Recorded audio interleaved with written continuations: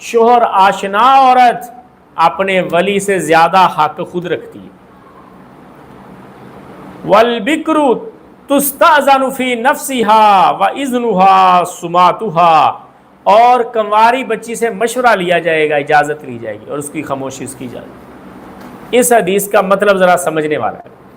فرمایا شوہر آشنا عورت ولی سے زیادہ حق رکھتی ہے، مطلب یہ کہ کنواری ولی سے زیادہ حق نہیں رکھتی.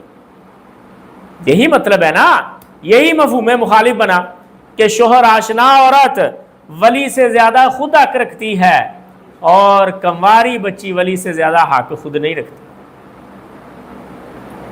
البتہ حق رکھنے کا مطلب یہ نہیں ہے وہ اکیلی اپنی خواہش کو نافذ کر دے، یا ولی کے حق رکھنے کا مطلب یہ نہیں ہے وہ اکیلا فیصلہ کر کے اپنی بچی کی شادی کر دے. مطلب یہ کہ جب دونوں کی رائے مختلف ہو تو شوہر آشنا کے مسئلے میں ولی کو جھکنا پڑے گا موافقت کرنے کے لیے، اور کنواری بچی کے معاملے میں جب رائے مختلف ہو تو کنواری بچی کو جھکنا پڑے گا اپنے ولی کی رضامندی کے مطابق. یہ مطلب ہے. مسئلے کی سمجھ آ گئی حضرت صاحب؟